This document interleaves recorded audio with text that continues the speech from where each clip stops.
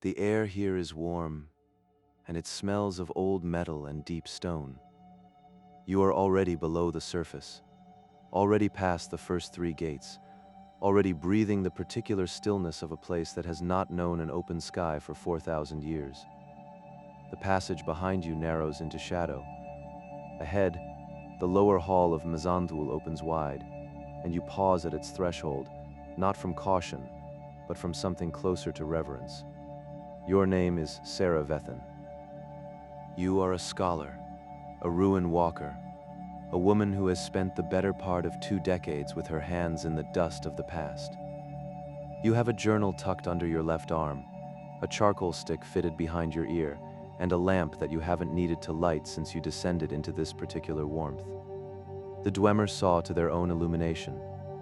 Even now, even after all this silence, the light persists. It is a soft light, blue-green like water seen from below, pooling in the carved channels along the walls and gathering in the glass globes that hang from chains of tarnished brass. Not bright enough to make you squint. Bright enough to see everything clearly, everything that is still and quiet and waiting. You step forward into the hall. The floor is cut stone, worn smooth by feet that have not walked here since the first era. Your own boots make almost no sound. The walls rise on either side of you, broad, flat panels of Dwemer alloy, riveted along their edges with that particular precision that no smith since has quite managed to replicate. Here and there, a gear is set into the surface like a decorative flourish, though you have learned by now that Dwemer gears are never merely decorative.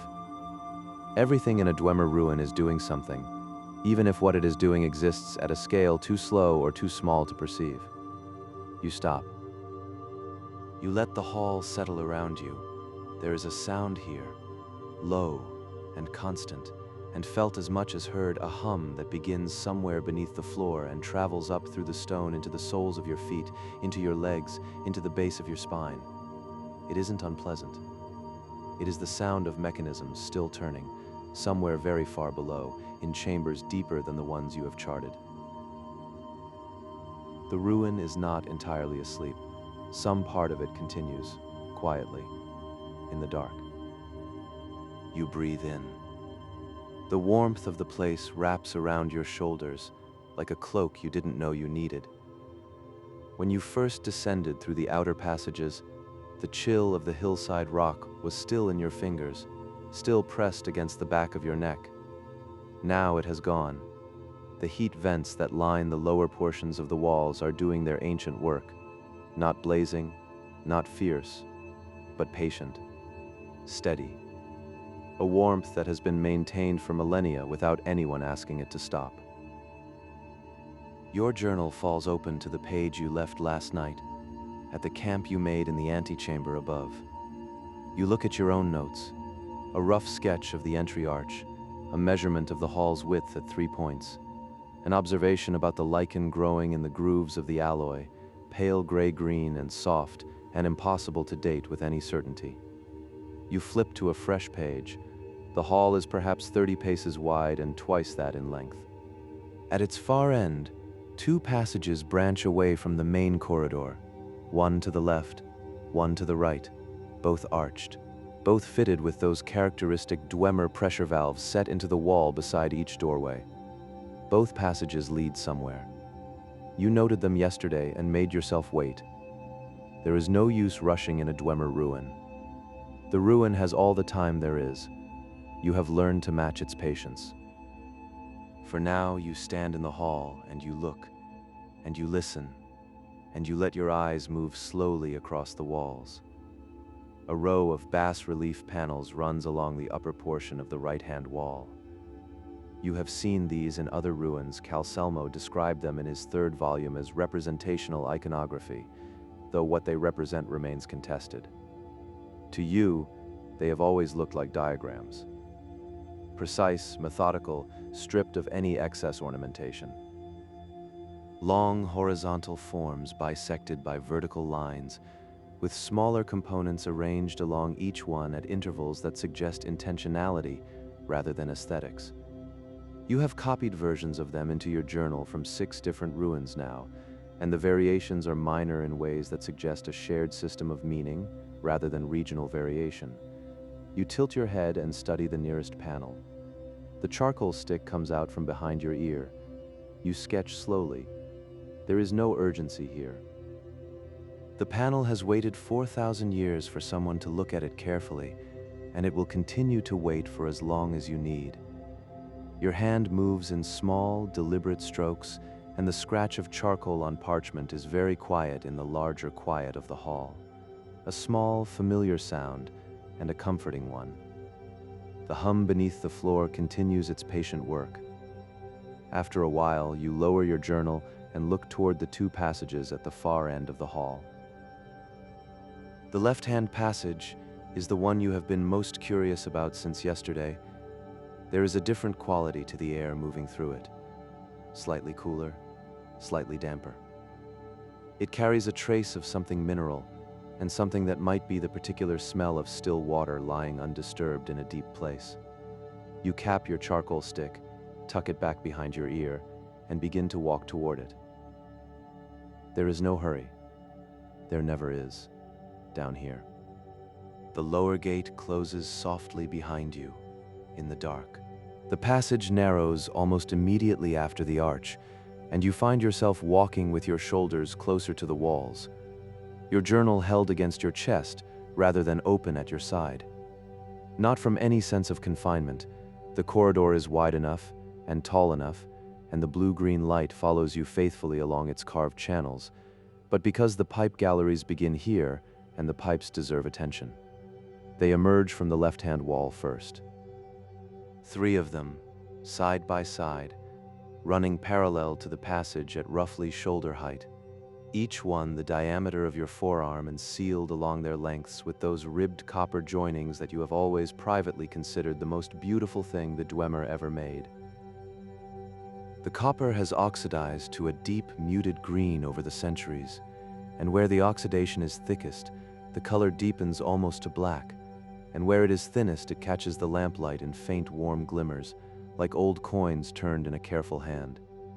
You reach out and lay your palm against the nearest pipe. It is warm. Not hot, not the sharp, flinching heat of a surface you pull away from, but a settled, steady warmth, the warmth of something that has been at this temperature for a very long time and sees no reason to change. You hold your hand there for a moment. You can feel the faintest vibration beneath the surface. Not movement exactly, more like the memory of movement. As though pressure still travels through these pipes in amounts too small to measure and has been traveling quietly since before your grandmother's grandmother was born. You let your hand rest there a little longer than is strictly necessary. Further along the passage, more pipes join the first 3.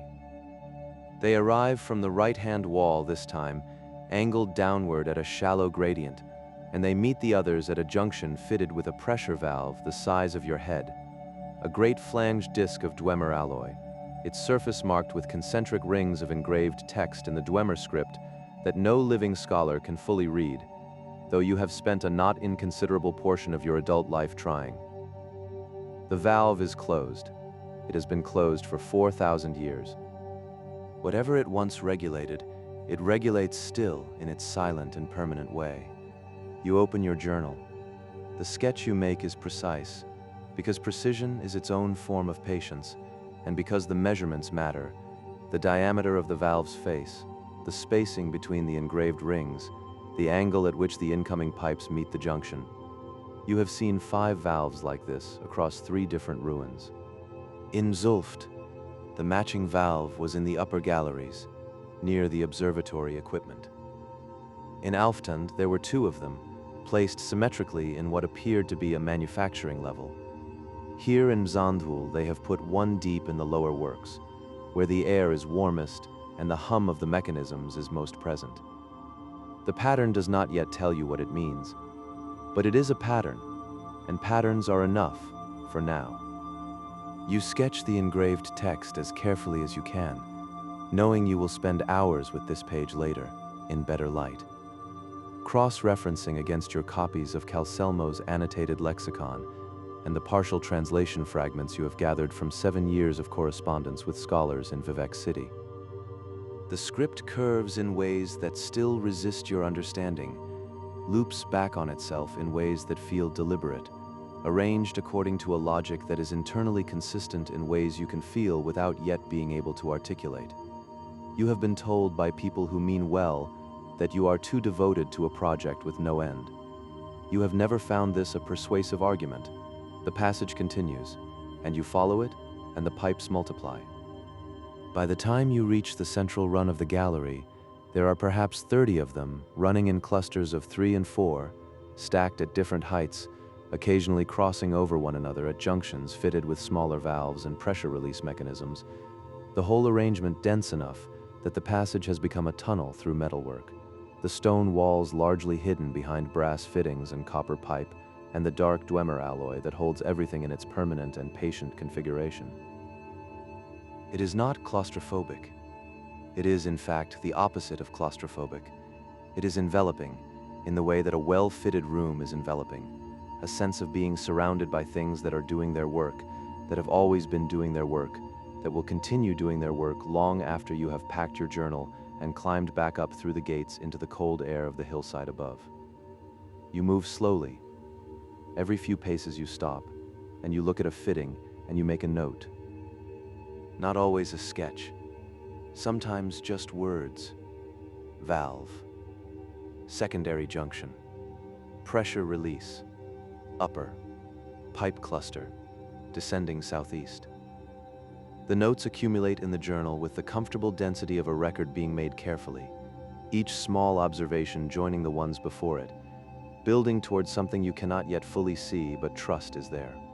At one point, you stop to examine a section of pipe where the copper joining has partially loosened over the millennia, the ribbed collar sitting slightly askew on the underlying alloy. You do not touch it. You note its position. Note the angle of the displacement. Note the small starburst of mineral deposit that has formed around the gap where something water, steam, something must have seeped through at some point and then stopped.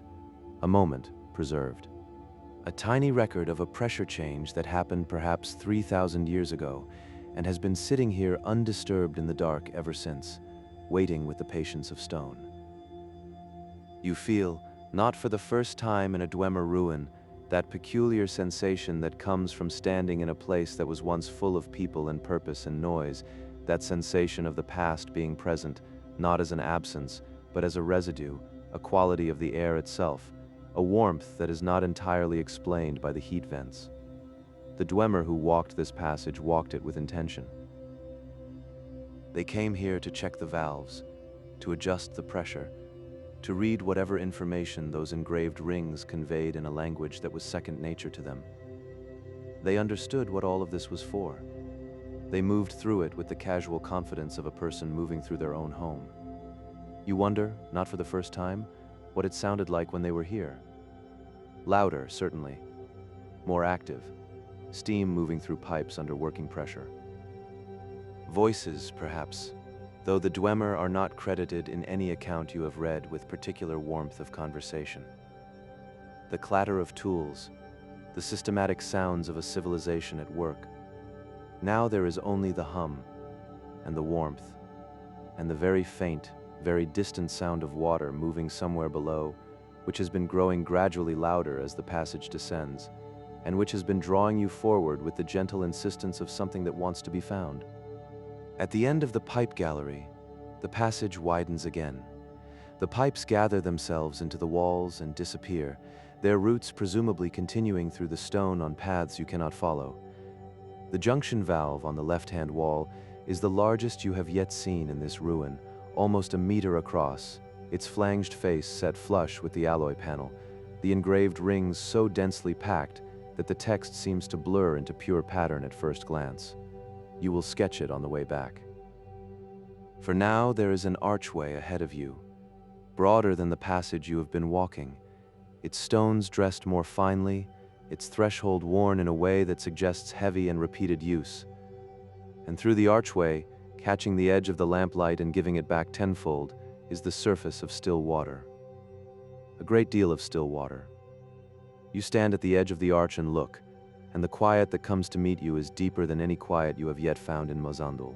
You step through the arch, and the space opens around you like a held breath finally released. The cistern is vast. Not vast in the way of the great Dwemer halls you have read about in Calselmo's more breathless passages, not cathedral vast, not a space designed to inspire awe through sheer vertical ambition, but vast in the way of something that was built to contain, and has been containing, quietly and faithfully, for a very long time. The ceiling is perhaps 8 meters above you, a broad, flat expanse of dressed stone supported at intervals by square section columns that descend straight into the water below. The water itself begins perhaps 3 paces from where you stand, separated from the walkway by a low stone lip worn smooth along its upper edge. You set your pack down beside the lip and look. The surface of the water is perfectly still. Not still in the way of a pond on a windless day, where there is always some slight surface tension, some faint tremor from insects or distant vibration still in the deeper sense, the way water becomes still when it has been undisturbed for centuries, when nothing lives in it and nothing passes near it and the air above it has had no reason to move.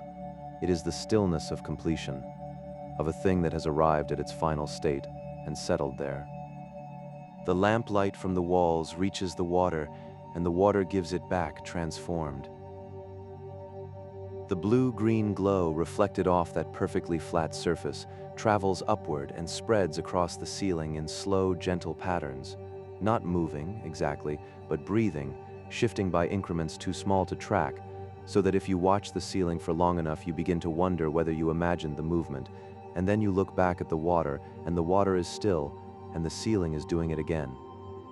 You sit down on the low stone lip, not to examine anything, not to sketch.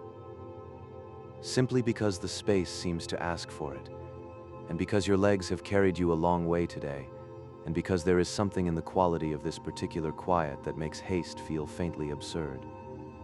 The walkway runs around the entire perimeter of the cistern, as far as you can see, a broad stone path, perhaps 2 meters wide, fitted with iron stanchions at intervals that once held chains or ropes, most of them still in place, though the chains themselves are long gone. On the far side of the cistern, barely visible through the dim light, there appears to be a second archway, lower than this one, narrower, leading somewhere darker. You will get there. For now you sit, and you breathe, and you let the silence of the cistern settle around you, like the warm air it floats in. There is something beneath the water.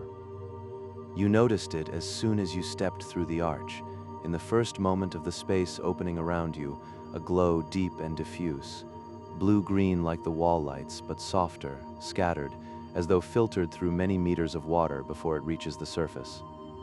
The submerged mechanisms of the lower works, still active at depths you cannot see from here, still doing whatever it is they were built to do. The light they cast rises through the water and pools at the surface without breaking it, and the effect is of something luminous buried at the bottom of the world, patient and unhurried, and entirely indifferent to whether anyone is watching. You open your journal, and then you close it again. There are observations to make here, certainly.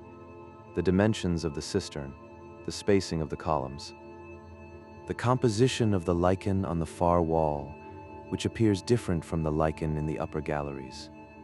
Darker, more adherent, suggesting different conditions of humidity and air movement.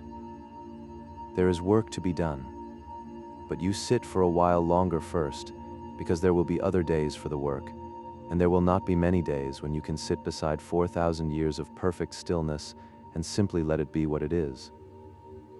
The water does not move. You become aware, sitting here, of how much your body has been carrying. The weight of the pack, even set aside, has left its impression across your shoulders, a low warmth of effort that is not quite discomfort. Your hands are slightly dusty from the pipe gallery, the charcoal from your sketching work ground into the creases of your fingers. Your boots, which were cold when you descended this morning, have long since warmed to the temperature of the ruin, and your feet inside them feel heavy in the comfortable way of feet that have walked a reasonable distance and are pleased to have stopped. You press your palms flat against the stone lip on either side of you. The stone is smooth and cool and solid beneath your hands. Not cold. The heat vents have been doing their work at every level of this ruin, and the stone has absorbed centuries of that warmth into its grain, but cooler than the air, and pleasantly so. You can feel the faint grain of the dressed surface against your palms, the almost imperceptible undulation of stone that has been worked by hand and has settled and shifted over millennia into a surface that is smooth to the eye, but subtly, faintly textured to the touch. You begin finally to sketch. Not the cistern itself, not yet. You sketch the reflection, the pattern of the light across the ceiling, as best you can capture a light pattern in charcoal, which is to say imperfectly and with a good deal of smudging. You sketch the line of the far wall as it meets the water, the dark vertical stripe of the archway on the opposite side. You sketch one of the columns, the way it disappears into the water without any visible transition, simply continuing downward into a depth that the light does not reach. The charcoal moves slowly. There is no reason to rush a sketch made for your own records, in a place where no one is waiting. You make the lines you want to make, and then you make them again more carefully, and you smudge where the charcoal needs smudging, and you sit in the warmth of the cistern air, with the weight of the ruin above you and the weight of the still water before you, and you feel, as you sometimes feel in places like this, that the world above ground, its urgencies, its transactions, its general insistence on being attended to, is very far away and not particularly relevant. Mzandhul does not know about any of that. Mzandhul has been here since before the current political arrangements of Tamriel were a thought in anyone's mind, and it will be here after those arrangements have been superseded and superseded again. It keeps its own time. It hums its own quiet note. It holds its water in perfect stillness and asks nothing of anyone. You find this restful in a way that is difficult to articulate but easy to feel. After a while, you cap your charcoal, and you rise, and you begin to walk the perimeter of the cistern. You go slowly. The walkway is even and clear. The Dwemer kept their working spaces navigable, a fact you have always appreciated, and there is no reason to watch your feet, which means you can watch the water. It moves alongside you as you walk, or rather it does not move. It remains perfectly still while you move beside it, which is almost the same thing, and somehow more satisfying. A companion that requires nothing, a presence that is purely itself. The far archway grows gradually larger as you approach. It is lower than the entry arch, as you noted from across the cistern, low enough that you will need to duck your head slightly to pass through it. The stone around it is darker than the surrounding wall, stained with long verticals of mineral deposit that have been accumulating since the last time any water moved through that passage. The air coming through it is cooler than the cistern air and carries a trace of something metallic, different from the metal and stone smell of the pipe galleries. Something older, something that has been sitting in the dark for longer and in greater stillness than anything you have encountered today. You pause at the threshold. You hold your lamp up and look through the arch into the passage beyond, and the light travels a few meters and then thins and then stops, unable to make any further impression on the dark. Whatever is through there is waiting, as everything in Mzandhul waits, without impatience, without awareness, without any quality that resembles wanting. But you are curious. You have always been curious. It is, as your old tutor once told you with a mixture of admiration and resignation, your most reliable characteristic. You duck your head, and you step through. The passage beyond the arch is short, and it opens, after perhaps a dozen paces, into something you did not expect. Not a chamber, exactly. More a gallery, long and narrow, running perpendicular to the passage you have just left, extending in both directions far enough that your lamp cannot resolve the ends of it into any clear detail. The ceiling here is lower than in the cistern, and the walls are closer, and the blue-green light is dimmer, fed by fewer lamp globes, and those more widely spaced. but it is the walls themselves that hold your attention. Set into them, at intervals of perhaps 4 meters, are alcoves. Deep alcoves, each one a rectangular recess cut precisely into the Dwemer alloy, each one exactly wide enough and tall enough to contain what it contains. And what each one contains is a centurion.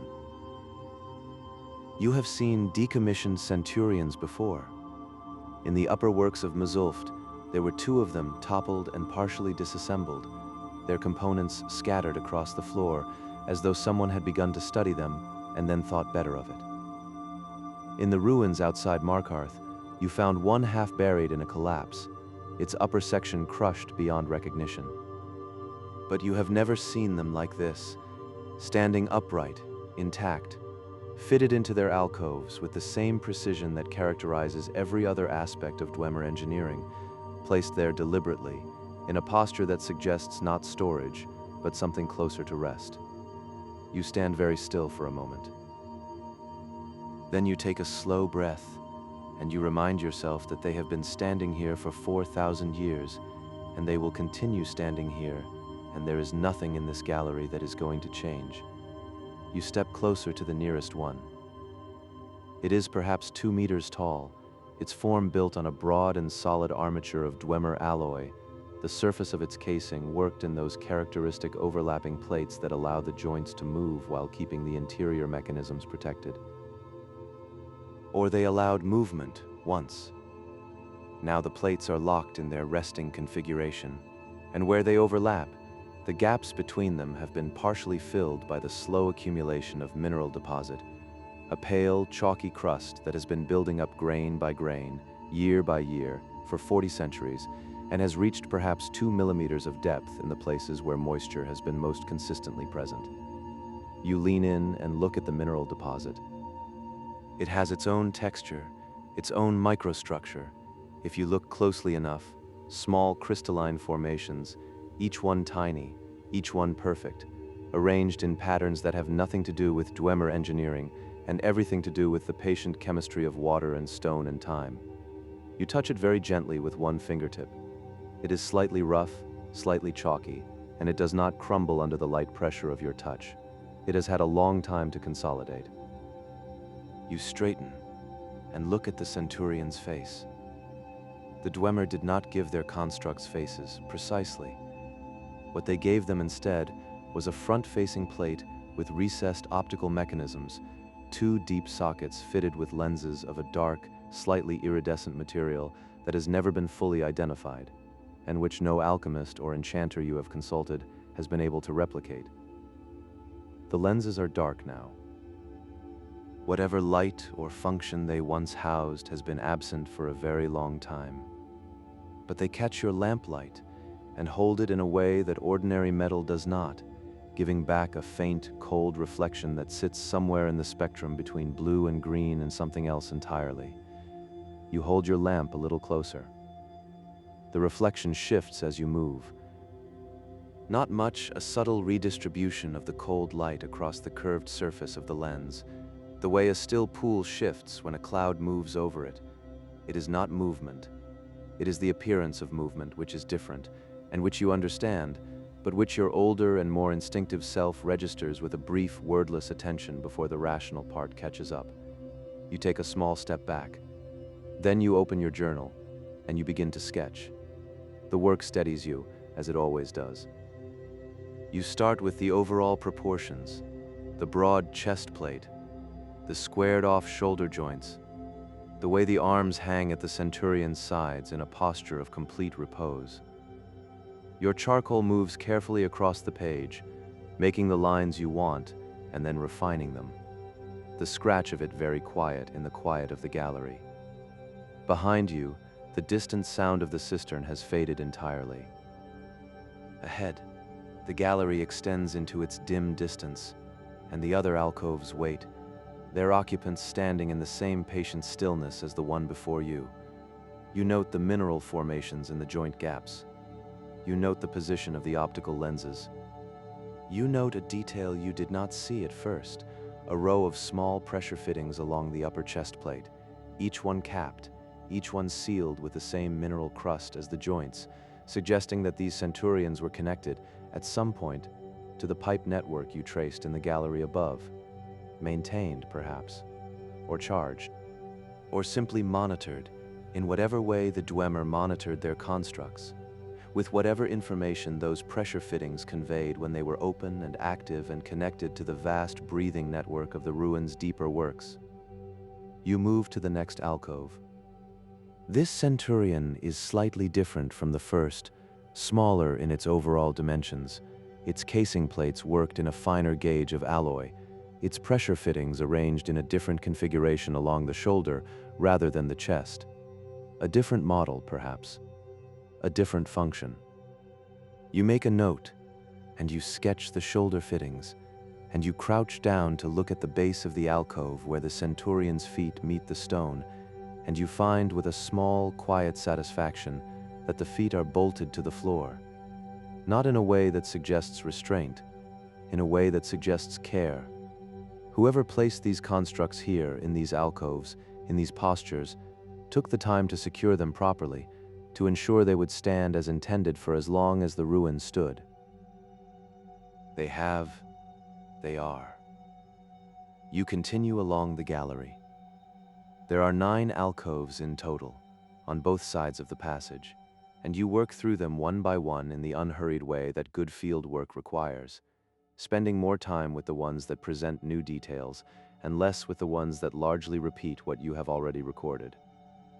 By the 6th alcove, you have begun to notice a pattern in the pressure fitting configurations, a repeating sequence with slight variations, the way a phrase in a piece of music might repeat with small changes in each iteration, suggesting a structure that is neither random nor perfectly regular, but something in between, something that implies meaning without quite declaring it. You spend a long time at the 7th alcove. This centurion has something the others do not. Along the lower edge of its chest plate, almost at the level of your waist, there is an engraved mark, not the dense informational script of the pipe valve rings, but something simpler, something that sits between text and symbol, a single character or glyph that has been cut into the alloy with the same precision as everything else in this ruin and has survived 4,000 years of mineral accumulation, with its edges still clean. You trace it very carefully in your journal. Then you trace it again, more slowly. You do not know what it means, but you know that you have seen it before or something close to it, in a rubbing you made from the floor of a Dwemer ruin south of Aldrun, 3 years ago from a marking that appeared at the center of what seemed to be a loading or staging area. You will need to compare the two when you are back at your camp, under better light, with your full set of reference materials. For now you trace it a 3rd time, making sure the lines are right, making sure you have captured the proportions accurately. The gallery is very quiet. You have been working for some time, and the warmth of the ruin has moved into you fully now, not the surface warmth of a fire or a fur, but something deeper, the warmth of a place that has been held at a steady temperature for so long that it has become indistinguishable from the air itself. Your shoulders have settled. Your breathing has slowed. The slight tension that always lives at the base of your neck when you are doing close observation work has eased, released by the long walk, the still water of the cistern, the methodical rhythm of the alcoves and their patient occupants. At the far end of the gallery, past the 9th alcove, there is a door, not an arch. A door, actual Dwemer construction, fitted into its frame with those precision tolerances that leave no visible gap when closed, distinguished from the surrounding wall only by the faint line of its seam and the small mechanism set into the alloy beside it at hand height. It is not locked. You have tested it already while sketching the 9th centurion. It opens with a pressure that requires intention rather than effort, and beyond it the air that reaches you carries the particular quality of a small, enclosed space that has held the same warmth for a very long time. You close the journal. You are tired, in the good way, in the way that follows a day of careful, patient work in a place that deserves careful, patient attention. You press your palm against the door, and it opens, and you go inside. The room is small. After the scale of the cistern and the long reach of the automaton gallery, the smallness of it is the first thing you notice. And then the second thing you notice is that the smallness is exactly right. It is not cramped. It is not a storage space or a utility alcove or an overflow of some larger function. It is a room that was sized deliberately, fitted out with a particular kind of occupation in mind, and that occupation was solitary and sedentary and involved sitting in one place for a long time with documents and instruments and the patient application of thought. You recognize it immediately because you have spent most of your adult life in rooms like it. There is a workbench along the left-hand wall, low, broad, its surface of worked Dwemer alloy worn smooth in a way that the alloy in the pipe galleries and the automaton alcoves is not, smooth in the way of a surface that has been leaned on and rested against by a body that sat here regularly and for long periods, whose forearms pressed the same patches of metal in the same way, day after day, until the metal remembers the shape of that pressure in the only way metal can, which is by becoming incrementally, imperceptibly smoother at those points than everywhere else. You run your fingers across the worn patches. Along the back wall, above the bench, there are shelves. 3 rows of them, set into the alloy paneling with that characteristic Dwemer precision, perfectly level, perfectly spaced, fitted with small retaining lips along their front edges to prevent their contents from shifting. Most of the shelves are empty now, but not all of them. On the middle shelf, arranged in a row with the care of someone who intended to return to them, are 7 lexicon cubes. You have seen lexicon cubes before. Everyone who works in Dwemer ruins has seen them. They are perhaps the most common artifact recovered from Dwemer sites, small, heavy, perfectly cubical objects of Dwemer alloy, their surfaces covered on all 6 faces with the dense engraved script, their interiors hollow in a way that produces a faint resonance when you hold one near your ear, as though the cube is still processing something at a frequency below the threshold of sound. Most scholars believe they are data storage of some kind. What kind of data, stored in what manner, remains entirely unknown. These 7 have not been moved in 4,000 years. You cross the room in 3 steps and stand before the shelf and look at them without touching them. They are dusty, not heavily, not obscured, but with the fine, settled dust of a sealed room that has had no air movement for a very long time, a dust that has arranged itself in the particular way of undisturbed accumulation, thicker on the horizontal surfaces, finer on the vertical faces, each cube sitting in a small shadow of its own settled particles. The one on the far left is slightly different from the others. Its engraving is denser, the script packed more tightly across all 6 faces, with less of the geometric border work that typically frames Dwemer text. You lean closer. The script on this one has a different rhythm to it. Not the informational regularity of the pipe valve rings, not the symbol-like simplicity of the glyph on the 7th centurion, but something in between. Something that your eye wants to read as different in register from the others, the way a personal letter differs in register from an official document, even when you cannot read either one. You do not touch it. Instead, you turn and you look at the rest of the room.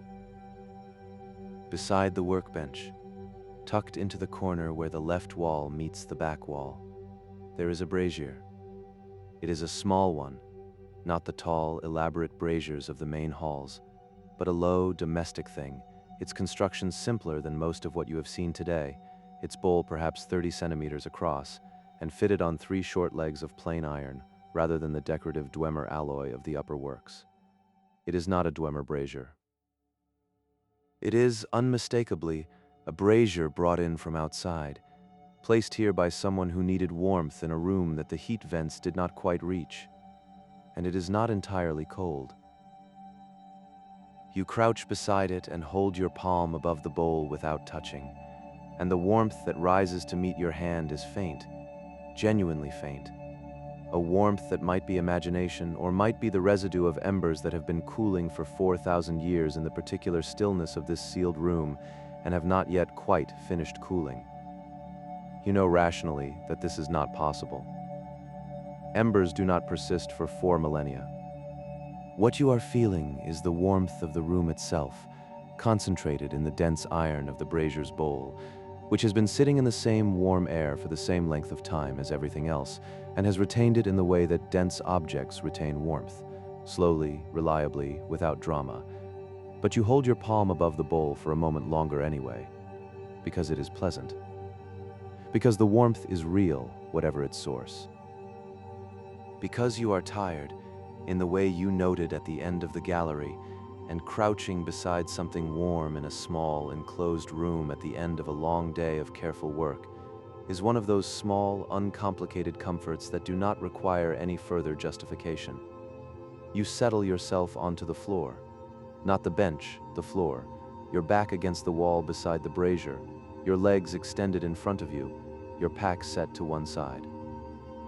The floor here is stone, like the rest of the ruin, but it has been dressed more finely than the corridor floors, and there is a slight give to the way it meets your back through your travel cloak, the accumulated dust of the room providing a softness that is negligible and somehow nonetheless present. You open your journal across your knees, but you do not write. You look at the page you last worked on, the traced glyph from the 7th centurion's chestplate, rendered 3 times in charcoal with slightly different levels of pressure, each version catching a different aspect of the original's line weight. You look at it for a long time. Your charcoal stick is in your hand, but you do not raise it to the page. The hum of the ruin is very quiet here.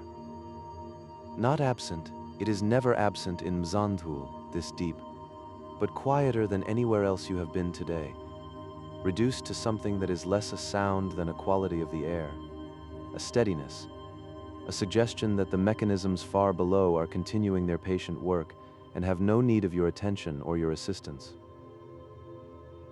The room holds the hum the way a shell holds the sound of the sea, present, softened, made into something ambient and surrounding rather than directional or particular. You let your head rest back against the wall. The 7 lexicon cubes sit on their shelf in the middle distance, dusty and patient, and entirely themselves. The workbench occupies its wall with the settled authority of something that was placed there with intention and has never had reason to move. The shelves, mostly empty, hold their careful geometry above you. And the lamplight from the single globe set into the wall beside the door fills the room with that blue-green warmth that you have been living inside all day. That has become so familiar it no longer registers as unusual, that feels now simply like the light that light is. You are aware, in a distant and unconcerning way, that you should make notes. There is a great deal here worth recording, the lexicon cubes, particularly the dense one on the left. The brazier, and what its presence implies about the person who worked in this room. The dimensions of the space, the configuration of the shelves, the worn patches on the workbench surface. All of it is data. All of it belongs in the journal, properly observed and properly recorded in the careful way that your work has always proceeded. But your hand with the charcoal in it is resting on the open journal page, and the charcoal is not moving, and your eyes, which have been working hard all day, reading alloy surfaces and mineral deposits and engraved script in the blue-green dimness, are grateful now for the smallness of the room, for the fact that there is nothing here that requires them to focus on anything far away. Everything in this room is close. The warmth from the brazier is close.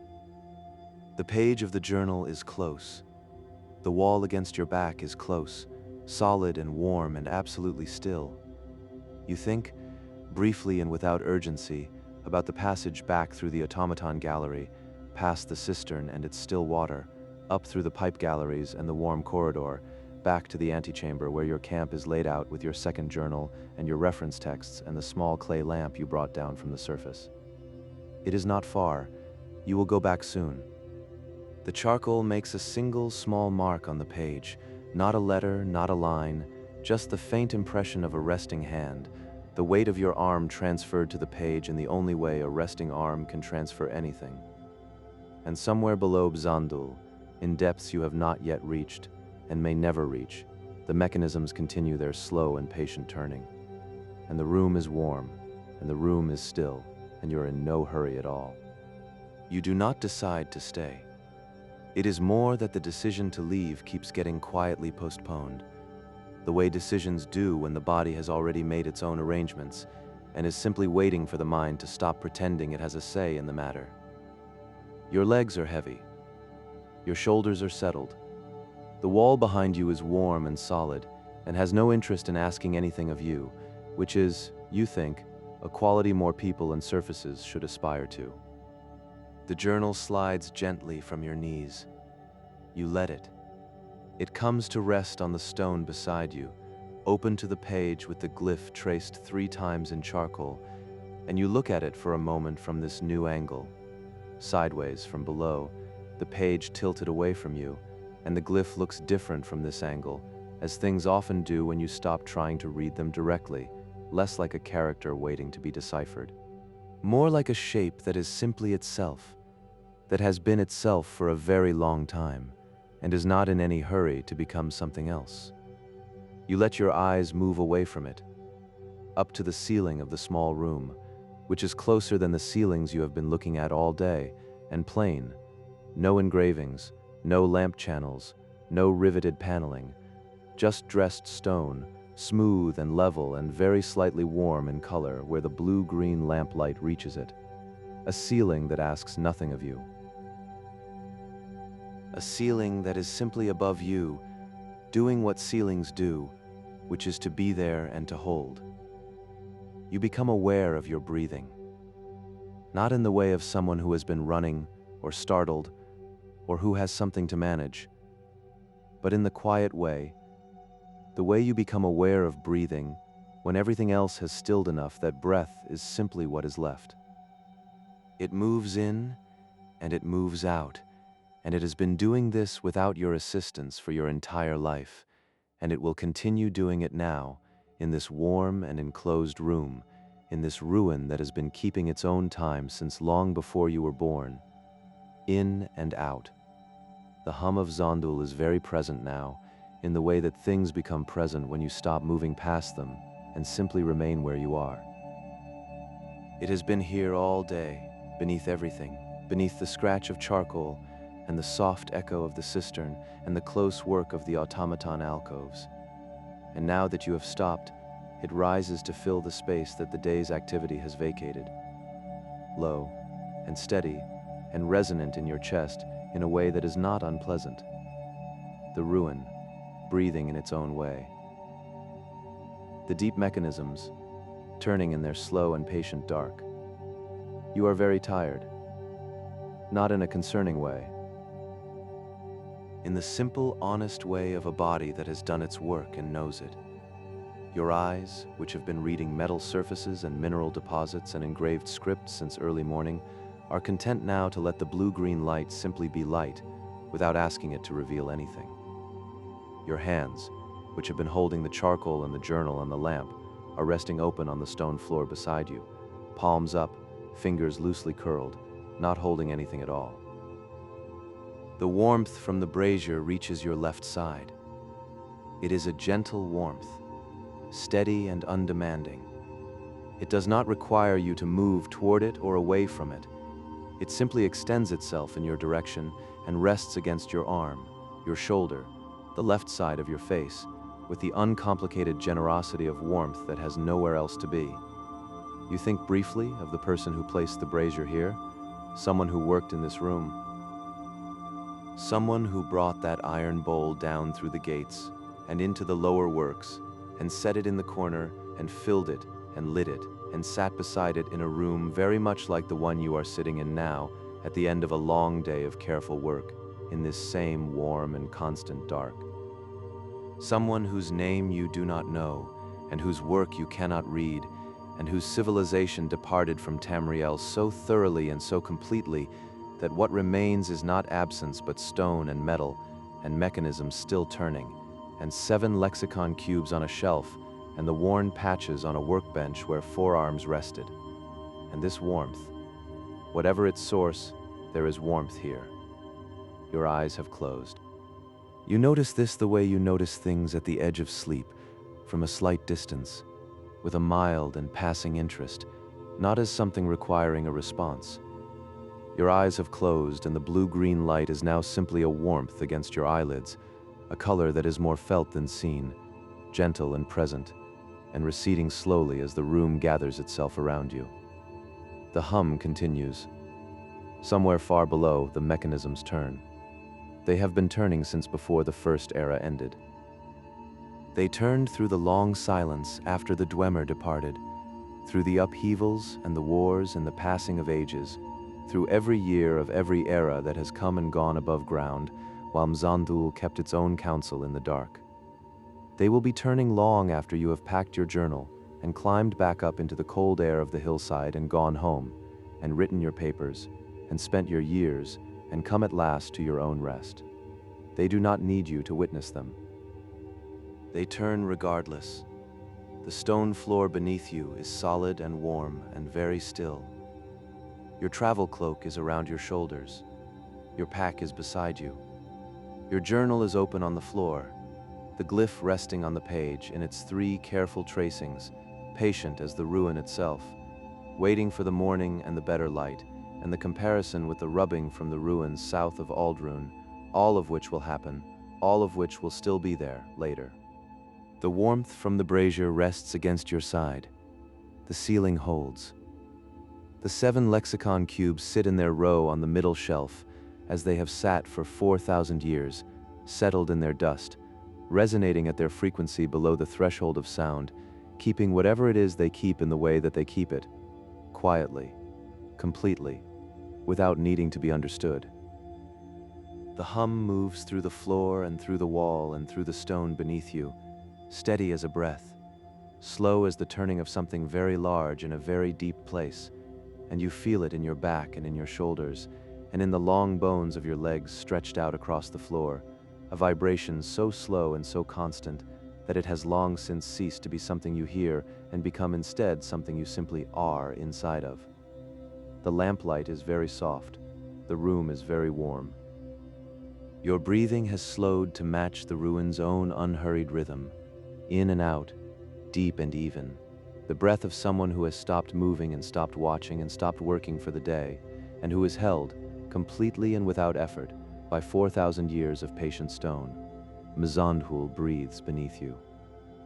The deep mechanisms turn. The water in the cistern is perfectly still. And you are warm, and you are held, and the dark is gentle, and there is nothing here that needs your attention now, nothing that will not wait, nothing that is not already exactly where it has always been and will remain, steady and patient and present, long into the deep and quiet night. Sleep now. Let the ruin keep its time. Good night.